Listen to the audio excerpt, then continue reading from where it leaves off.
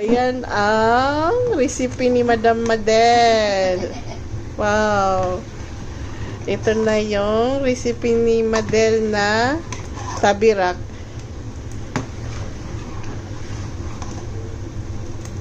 Ay, mashallah.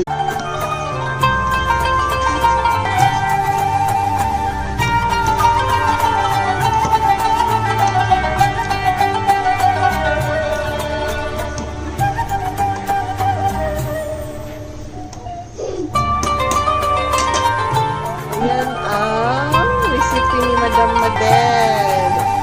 Wow. Ito na yung recipe ni Madel na tabirak.